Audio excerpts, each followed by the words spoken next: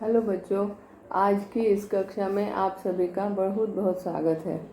आज मैं आपको भारत की खोज का पाठ 3 सिंधु घाटी की सभ्यता पढ़ाने जा रही हूँ।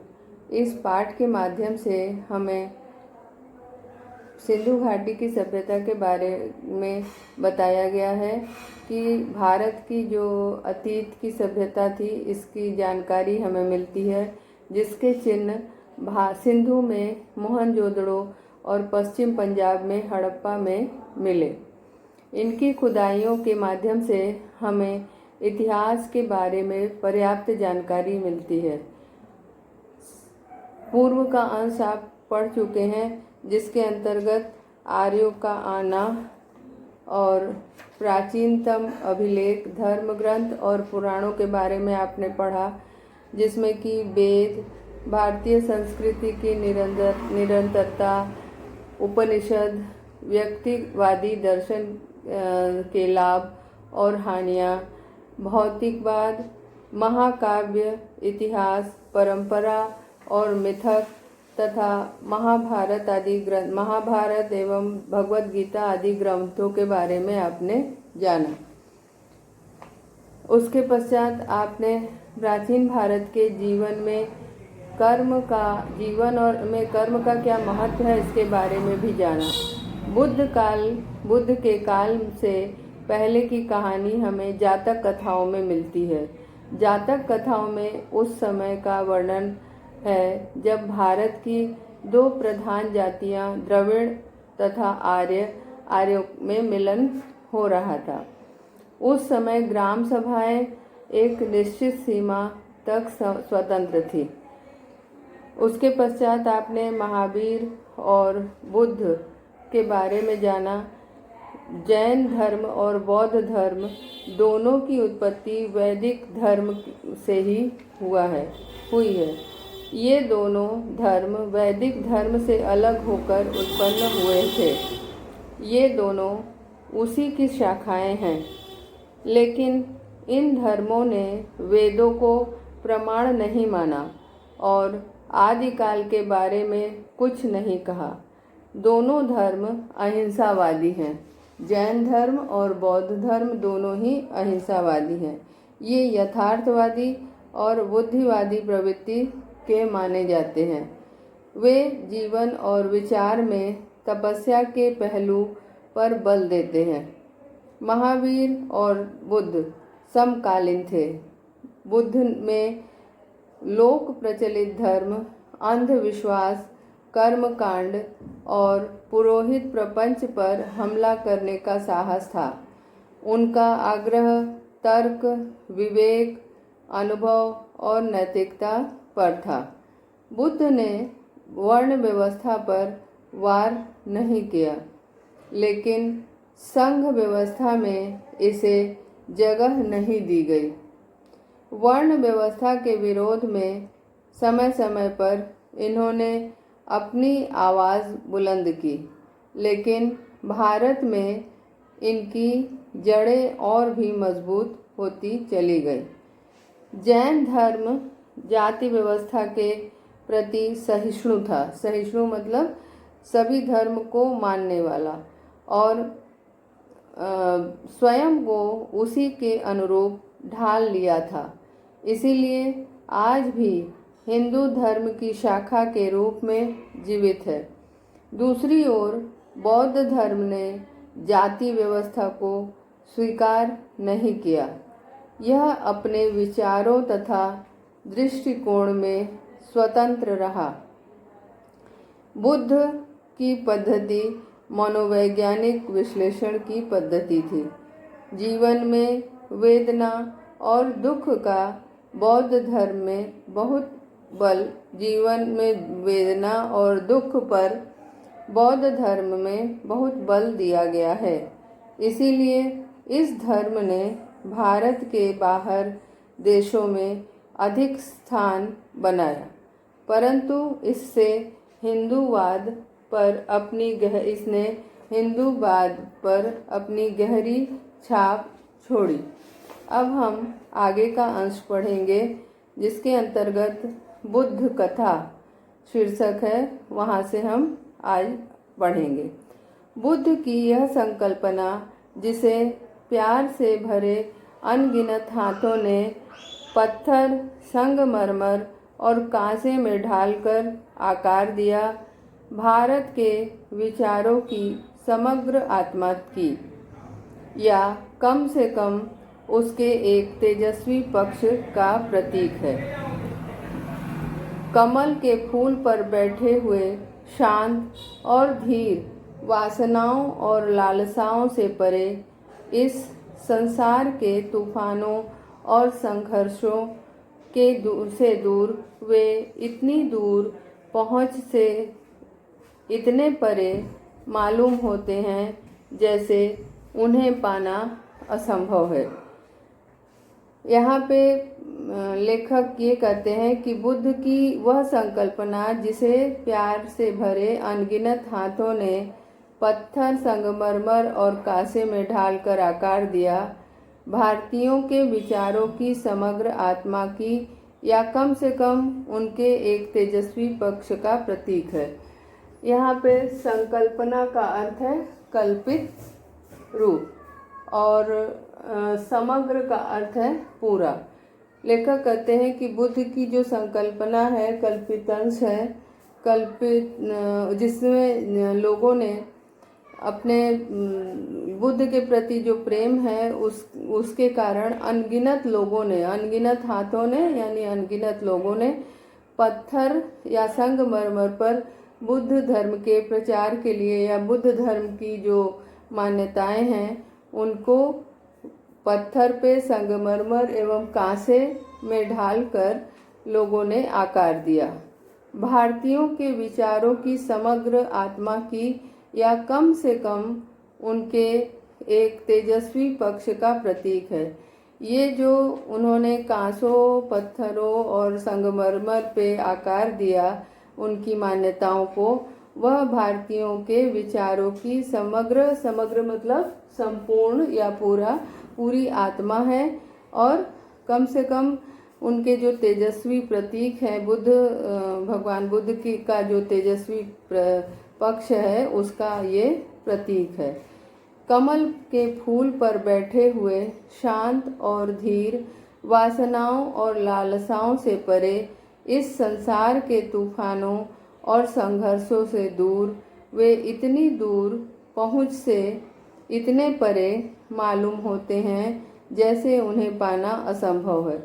लेखक कहते हैं कि वे कमल के फूल पर, लेखक कहते हैं कि लोगों की संकल्पना है कि वे कमल के फूल पर बैठे हुए हैं और अत्यंत शांत, उनकी जो छवि है वह अत्यंत शांत और धीर यानी धैर्य से युक्त, वासनाओं एवं लालसाओं, वासनाओं जो तीव्र इच्छाएं होती हैं, लालसाओं का अर्थ भी इच्छाएं हैं, उनसे परे माने उनसे दूर, माने उनकी जो छवि है उसको देख करके उसमें वासनाओं और लालसाओं की दूर दूर तक कहीं भी छवि दिखाई नहीं देती।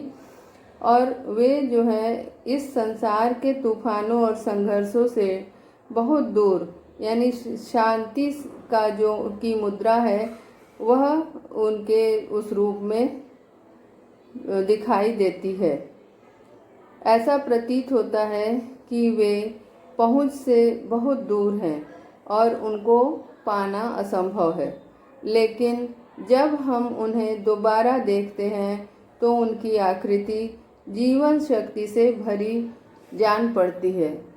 फिर लेखक कहते हैं कि जब उनकी छवि को हम दोबारा देखते हैं तो ऐसा प्रतीत होता है कि उनकी आकृति में जीवन की शक्ति भरी पड़ी है।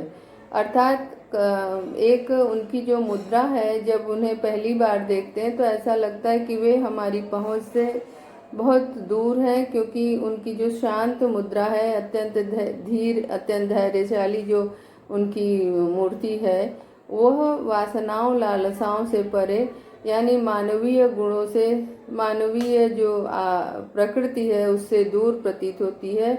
इसी कारण वे दैवीय या अलौकिक शक्ति से युक्त होने के कारण वे हमारी पहुंच से दूर प्रतीत होते हैं, परंतु दूसरे ही क्षण ऐसा प्रतीत होता है कि उनकी ये आकृति जीवन शक्ति से भरी है।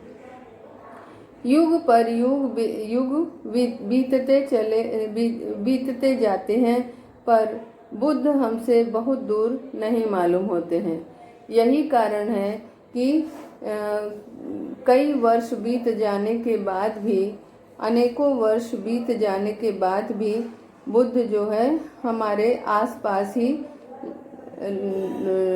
वर्तमान जैसे लगते हैं। ऐसा नहीं लगता कि वे हमसे बहुत दूर चले गए हैं। उनकी वाणी हमारे कान में धीमे स्वर से कहती है कि हमें संघर्ष से भागना नहीं चाहिए, बल्कि शांत दृष्टि से उनका मुकाबला करना चाहिए तथा जीवन में विकास और प्रगति के और बड़े अवसरों को देखना चाहिए। उनकी जो शांत छवि है, उस शांत छवि को देख करके ऐसा प्रतीत होता है कि वे हमारे अंदर हैं, हमसे बहुत दूर नहीं हैं। और उनकी जो वाणी है वह ऐसा लगता है कि वे हमारे कानों में धीमे से उनके स्वर ऐसे गूंजते हैं, जैसे लगता है वे कह रहे हैं कि हमें संघर्षों से भागना नहीं चाहिए, बल्कि शांत दृष्टि से उनका मुकाबला करना चाहिए। हमें संघर्षों से भागना नहीं चाहिए, बहुत शांति से, धैर्य से हमें उनका मुकाबला करना चाहिए और जीवन में विकास और प्रगति के और बड़े अवसरों को देखना चाहिए। यदि हम भयभीत हो गए और जीवन के संघर्षों से यदि डर कर पीछे मुड़ गए तो हम विकास नहीं कर सकते। अतः उनकी जो वो छवि है उससे हमें धैर्य और विकास की ओर, धैर्य से विकास की ओर आगे बढ़ने का साहस मिलता है। बुद्ध के बारे में सोचते हुए आज भी हम एक जीती जागती थरथराहट पैदा करने वाली अनुभूति से गुजरते हैं। उस राष्ट्र और जाति के पास निश्चय ही समझदारी और आंतरिक शक्ति की गहरी संचित निधि होगी, जो ऐसे भव्य आदर्श को जन्म दे सकती है। बुद्ध, यहाँ लेखक ये कहते हैं कि बुद्ध के बारे में यदि हम आज भी सोचें तो ऐसा प्रतीत होता है कि उनकी वह छवि जो है वह जीती जागती है और उसके अंदर एक जीवनी शक्ति है, थरथराहट पैदा कर देने वाली, यानी गतिशीलता से युक्त एक अनुभूति हमारे अंदर से गुजरती है। और ऐसा प्रतीत होता है कि उस राष्ट्र और जाति के ये जो उनकी मूर्ति है वह पूरी तरह से जीती जागती है और हम आप सब के करीब हैं। उस राष्ट्र और जाति के पास निश्चय ही साझेदारी और समझदारी और आंतरिक शक्ति की गहरी संचित निधि होगी, जो ऐसे भव्य आदर्श को जन्म दे सकती है। कह रहे हैं कि हम वह राष्ट्र और वह जाति निश्चित रूप से एक समझदारी से युक्त जाति और राष्ट्र होगा, जिसमें आंतरिक शक्ति की ऐसी संचित निधि होगी। संचित यानी कि जोड़कर, जो इकट्ठा करके रखी जाने की परंपरा है, और निधि यानी कि खजाना। तो कह रहे हैं कि वह राष्ट्र कितना धनी होगा, वह जाति कितनी धनी होगी, जिसके अंदर ऐसी समझदारी और आंतरिक शक्ति से युक्त एक निधि भरी होगी, जिसमें एक भव्य आदर्श की झलक मिलती है। यानी कुल मिला के बौद्ध धर्म के संचालक, बौद्ध धर्म के प्रतिपादक जो भगवान बुद्ध हैं, उनका जो भव्य रूप है, भव्य आदर्श है, वह हम सबको आगे बढ़ने के लिए दिशा दिखाती है। अब आगे है चंद्रगुप्त और चाणक्य। मौर्य साम्राज्य की स्थापना। भारत में बौद्ध धर्म का प्रचार धीरे धीरे हुआ। मूल रूप से यह क्षत्रिय आंदोलन था और शासक वर्ग तथा पुरोहितों के बीच संघर्ष का प्रतिनिधित्व करता था। पश्चिमोत्तर प्रदेश पर सिकंदर के आक्रमण से इस विकास को आगे बढ़ाने में विशेष मदद मिली और दो ऐसे विलक्षण व्यक्ति सामने आए जिन्होंने बदलती हुई परिस्थितियों का लाभ उठाते हुए उन्हें अपनी मर्जी के मुताबिक ढाल दिया। भारत में बौद्ध धर्म का प्रचार अत्यंत धीरे धीरे हुआ। मूल रूप में यह क्षत्रिय आंदोलन था। मूल रूप में जो बौद्ध धर्म का प्रचार था एक तरह से क्षत्रिय आंदोलन था। शासक वर्ग तथा पुरोहितों के बीच संघर्ष का प्रतिनिधित्व करता था, क्योंकि पुरोहित हमारे कर्मकांड से बंधे थे और शासक वर्ग उनको कुछ उन्हें मानते थे, कुछ नहीं मानते थे। इसीलिए ये जो बौद्ध धर्म का प्रचार है वह शासक वर्ग और पुरोहितों के बीच संघर्ष का प्रतिनिधित्व करता था। लेखक यहाँ ये कहते हैं कि भारत में बौद्ध धर्म का प्रचार प्रसार धीरे धीरे हुआ।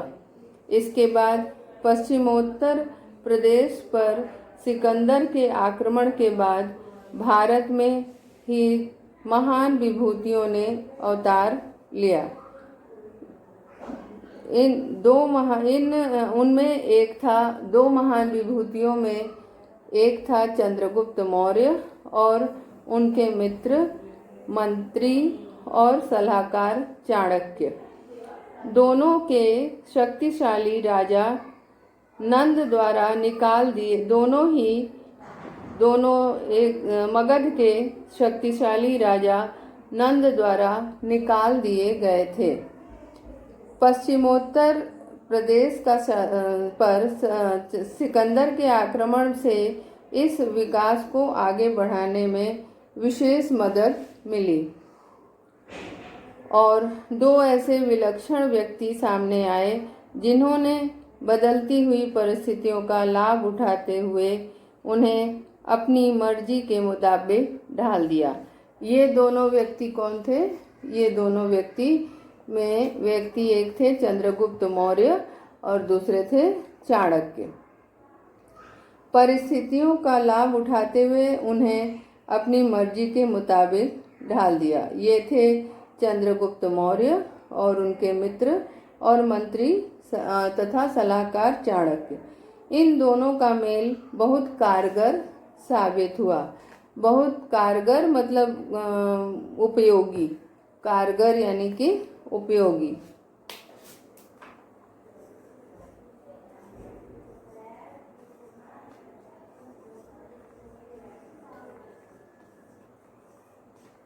कारगर यानी कि उपयोगी। इन दोनों की जो मित्रता थी बड़ी उपयोगी साबित हुई। दोनों मगध के उस शक्तिशाली नंद साम्राज्य से निकाल दिए गए थे। ये दोनों ही चाणक्य और चंद्रगुप्त मौर्य दोनों ही शक्तिशाली जो उस समय का तत्कालीन नंद साम्राज्य था उसमें से निकाल दिए गए थे, जिसकी राजधानी पाटलिपुत्र आधुनिक पटना थी। उस जगह की राजधानी थी पाटलिपुत्र, जो इस समय पटना के नाम से जानी जाती है। दोनों उत्तर प्रदेश में तक्षशिला गए और उन यूनानियों के संपर्क में आए जिन्हें सिकंदर ने वहां नियुक्त किया था। ये दोनों ही यानी चाणक्य और चंद्रगुप्त मौर्य दोनों पश्चिमोत्तर प्रदेश में तक्षशिला गए। पश्चिमोत्तर प्रदेश तक्षशिला में ये दोनों गए और उन यूनानियों के संपर्क में आए जिन्हें सिकंदर ने वहां नियुक्त किया था। चंद्रगुप्त की भेंट खुद सिकंदर से हुई। चंद्रगुप्त ने खुद सिकंदर से भेंट की और सिकंदर के साथ उनका संपर्क हुआ। चंद्रगुप्त और चाणक्य ने राष्ट्रीयता का पुराना पर चिर नवीन नारा बुलंद करके विदेशी आक्रमणकारी के विरुद्ध लोगों को उत्तेजित किया। चंद्रगुप्त और चाणक्य ने राष्ट्रीयता का पुराना चिर नवीन, चिर मने हमेशा से और नवीन मने नया, नारा बुलंद किया इन्होंने और विदेशी आक्रमणकारियों के विरुद्ध लोगों को उत्तेजित किया। उन्होंने ये नारा बुलंद करके जो विदेशी आक्रमणकारी थे उनको उन्होंने उत्तेजित किया। यूनानी सेना को खदेड़कर तक्षशिला पर अधिकार कर लिया गया। यूनानी सेना को उन्होंने वहाँ से भगा दिया। खदेड़ना मतलब भगा देना, तो यूनानी सेना को उन्होंने खदेड़ दिया और तक्षशिला पर उन्होंने इस प्रकार अधिकार जमा लिया। राष्ट्रीयता की पुकार सुनकर बहुत से लोग चंद्रगुप्त के साथ हो गए।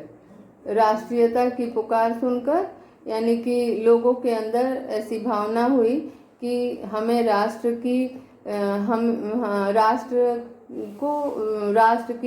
राष्ट्र को में हमारी ज़रूरत है, यानी कि देश जो है हमें पुकार रहा है। और इस प्रकार राष्ट्रीयता की जो पुकार थी उसे सुनकर वे सभी चंद्रगुप्त के साथ आकर मिल गए और उन्हें साथ लेकर चंद्रगुप्त पटना तक पहुंच गया। जब चंद्रगुप्त के पास कुछ लोग आए, लोगों का बल मिला उन्हें, तो उन सारे अनुयायियों को, अपने मानने वालों को लेकर वे पटना चले आए। सिकंदर की मृत्यु के 2 ही वर्ष में उन्हें पाटलिपुत्र पर अधिकार करके मौर्य साम्राज्य की स्थापना की। अब सिकंदर की मौत जब हो गई उसके 2 वर्ष के बाद ही चंद्रगुप्त ने पाटलिपुत्र पर अधिकार कर लिया और मौर्य साम्राज्य की उसने स्थापना की। लिखित इतिहास में पहली बार एक विराट राज्य की स्थापना हुई। इस प्रकार चंद्रगुप्त के अधीनता में, चंद्रगुप्त के शासन में एक विराट केंद्रीय राज्य की स्थापना हुई। पाटलिपुत्र इस महान साम्राज्य की राजधानी थी और ये जो महान साम्राज्य था चंद्रगुप्त के अधीन उस महान साम्राज्य की राजधानी बनी पटना या पाटलिपुत्र। उस समय पाटलिपुत्र उसका नाम था और तत्कालीन नाम पाटलिपुत्र और समकालीन नाम पटना। यह नया राज्य था कैसा? सौभाग्य से हमें इसका पूरा ब्यौरा मिलता है, भारतीय भी और यूनानी भी। कह रहे हैं लेखक कि यह नया राज्य था कैसा, यानी कि ये जो नया राज्य स्थापित हुआ चंद्रगुप्त मौर्य द्वारा, ये कैसा राज्य था। सौभाग्य से हमें इसका पूरा ब्यौरा मिलता है। मतलब कि इसका पूरी जानकारी, ब्यौरा यानी कि पता यानी जानकारी, ब्यौरा यानी कि जानकारी।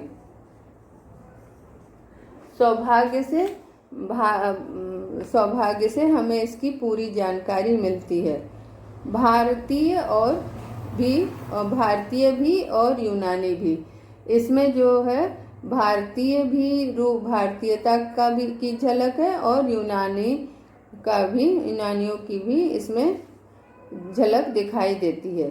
एक विवरण सिल्यूकस के राजदूत मेगास्थनीज ने छोड़ा है और दूसरा है कौटिल्य का अर्थशास्त्र, जो कहीं अधिक महत्वपूर्ण राजनीति शास्त्र है और उसी समय की रचना है। लेखक कहते हैं कि एक का विवरण हमें सिल्यूकस के राजदूत मेगास्थनीज के द्वारा प्राप्त हुआ है, यानी उनके लेखन, उनके विचारों के माध्यम से प्राप्त हुआ है यूनानी सभ्यता का। और दूसरा जो कौटिल्य का अर्थशास्त्र है, यानी कि ये वो तत्कालीन राजनीति शास्त्र का एक महत्वपूर्ण ग्रंथ है जिसकी रचना उसी समय हुई थी। कौटिल्य चाणक्य का ही दूसरा नाम है। कौटिल्य जो है वह चाणक्य का ही दूसरा नाम है।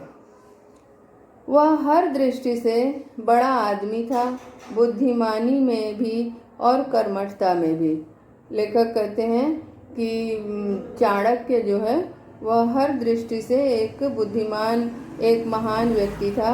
उसकी बुद्धिमानी भी, उसमें बुद्धिमानी भी थी और साथ साथ उसके अंदर कर्मठता भी थी।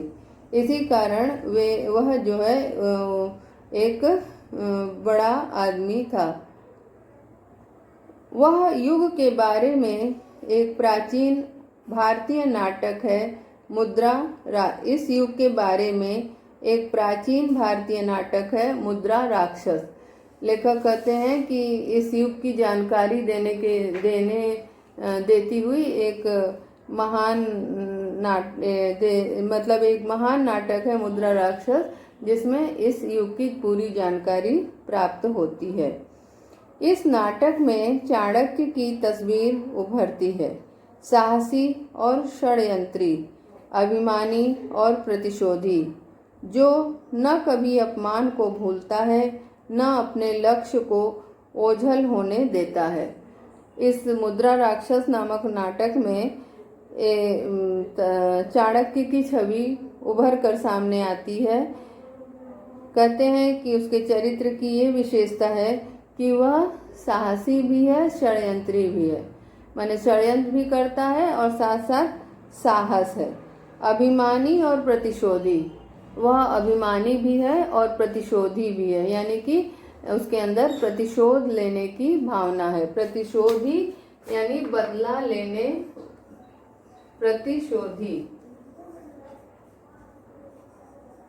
प्रतिशोधी यानी बदला लेने वाला, बदला लेने वाला। कहते हैं कि वह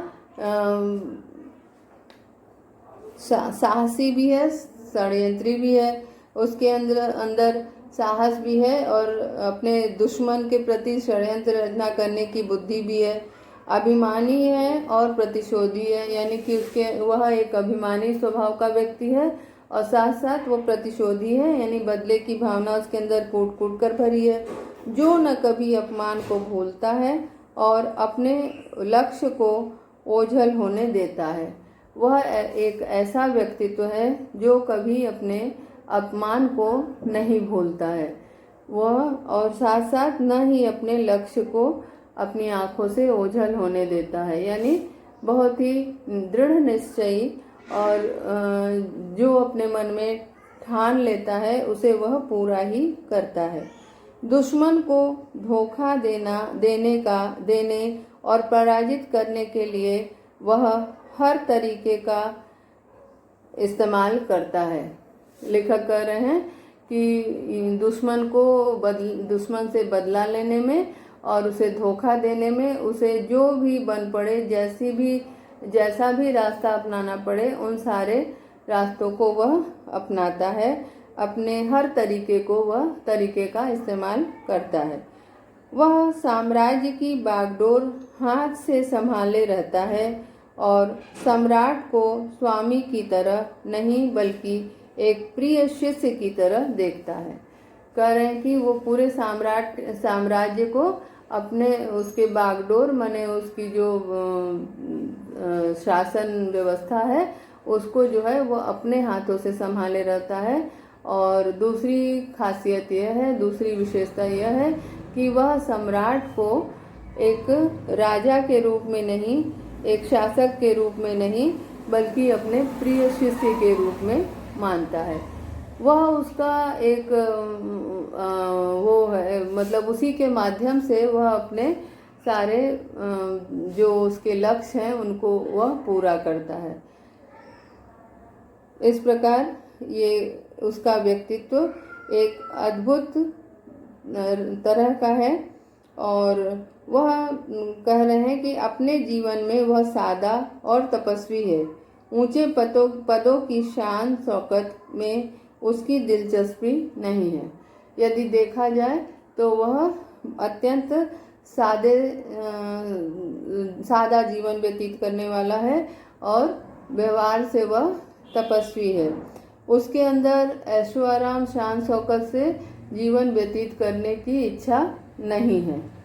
अब कह रहे हैं कि जब वह अपनी शपथ पूरी कर लेता है और उसके अपने उद्देश्य में सफल हो जाता है तो सेवानिवृत्त होकर चिंतन मनन का जीवन बिताना चाहता है। उसके जीवन का लक्ष्य था कि मगध के राजा नंद जिससे उसकी दुश्मनी थी उससे बदला लेना। जब उसका ये लक्ष्य पूरा हो जाता है तब वह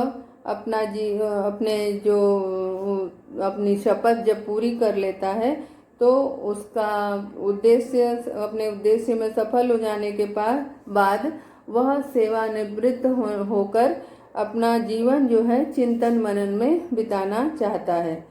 अपने लक्ष्य को पूरा करने के लिए शायद ही कोई ऐसी बात रही हो जिसे करने में चाणक्य को किसी प्रकार का संकोच होता। करें कि अपना उनका जो निश्चित लक्ष्य था उस लक्ष्य को प्राप्त करने के लिए कोई भी ऐसी बात नहीं थी जिसे वो करने में संकोच करते थे। यानी लक्ष्य ही उनका मुख्य प्राप्त करना ही उनका मुख्य उद्देश्य था। उसके लिए वह किसी भी तरह से किसी भी चीज़ से कोई ये नहीं करते थे कि हमें ऐसा काम करना है या नहीं करना है। उनका मुख्य उद्देश्य था अपने लक्ष्य की प्राप्ति और लक्ष्य था मगध नरेश नंद को अपने पद से गद्दी से हटाना।